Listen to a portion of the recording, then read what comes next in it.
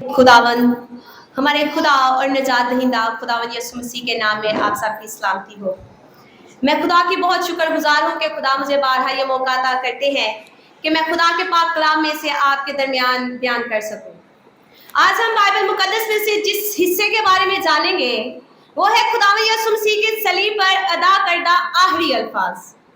खुदावन यीशु मसीह के बेहतरीन और मुतासिर कुन अल्फाज वो थे जो उसने सलीब पर अदा किए। दम घुटने के बावजूद खुदा यीशु मसीह ने बुलंद और फातिहाना आवाज में पुकारा, तमाम हुआ। यूहन्ना 19वें बाब की 30वीं आयत के मुताबिक ये खुदा यीशु मसीह की ज़मीनी जिंदगी के इख्तिताम पर मुख्तसर मगर गहरा ऐलान उन सब के लिए जो उस पर ईमान लाए, उनके लिए नई जिंदगी और नए अहद का आगाज था। खुदा यीशु मसीह के सलीब पर आखिरी अल्फाज उसकी एलानिया दुआ का भी इजहार है जो इब्तिदाई से बाप की फरमाबरदारी और सुपुर्दगी को जाहिर करती है। मुकद्दस लूका तबीब अंजील में खुदा यीशु मसीह के आखिरी अल्फाज को इस तरह बयान करते हैं।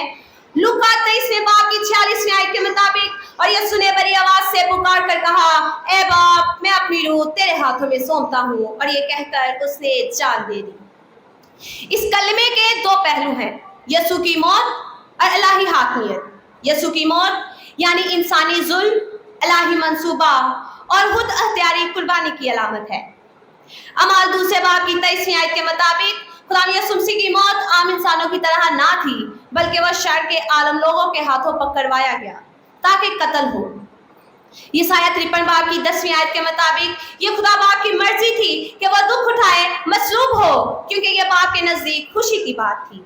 यूहन्ना 10वें बाब की 17वीं 18वीं आयत के मुताबिक ताहम इस हकीकत से भी इनकार नहीं किया जा सकता कि किसी ने यीशु की जान नहीं ली, बल्कि उसने अपनी मर्जी से आजादाना तौर पर खुद को मौत के हवाले कर दिया ताकि उन लोगों के लिए निजात का वसीला बने जो उस पर ईमान लाते हैं, उससे मोहब्बत करते हैं। खुदा यीशु मसीह ने जब सलीब पर आखिरी सांस ली तो ये किसी कातिल के खिलाफ शदीद कशमकश ना थी, ना ही किसी अजियतनाक और बेकाबू मौत की कशमकश थी, बल्कि ये उसकी अपनी इलाही खुद मुख्तारी के मातहत एक शौरी अमल था। मुकद्दस यूहन्ना अंजील में बयान करते हैं, यूहन्ना 19वें बाब की 30वीं आयत के मुताबिक, और उसने सर झुकाया और अपनी रूह सपुर्द कर दी।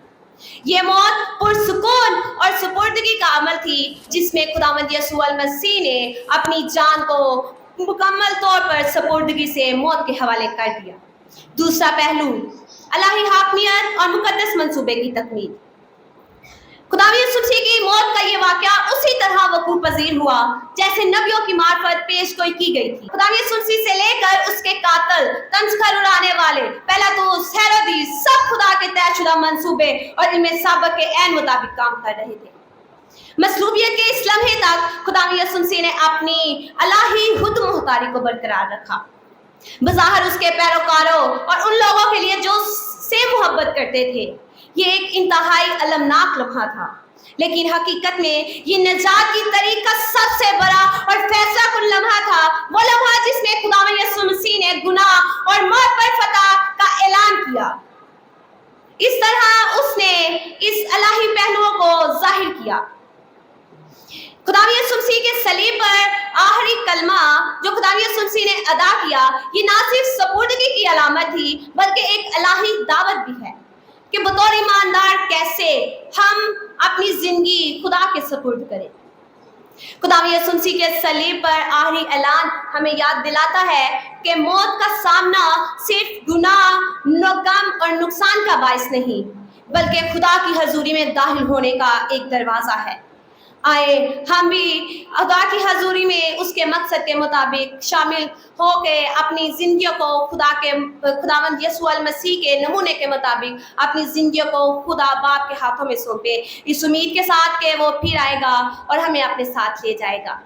कभी मूसा को लाठी देता है, कभी खुद ने सलीब को चूम लिया, कभी नूह से कश्ती बनवाता है, कभी खुद पानी पे चल दिया, कभी खोद डाला हाथों में मुझे, कभी हाथों में खोद डाला मुझे, फिर उसी में कील भी जाने दिया। लोग पूछते हैं कैसा है खुदा तेरा, लोग पूछते हैं कैसा है खुदा तेरा, मैं हर पन्ने पे लिख दूं कि तू बेमिसाल है। कभी इंसानों हाथ खुद को कर गया, कभी इंसानों हाथ खुद को कर गया, कभी मौत को गले लगा गया, फिर उसी मौत को शिकस्त दी और तीसरे दिन जी उठा और फतह पा गया और ज़माने को हैरान कर गया। खुदा इस पाकलाम के वसीले से मुझे और आपको बड़ी बरकत दे।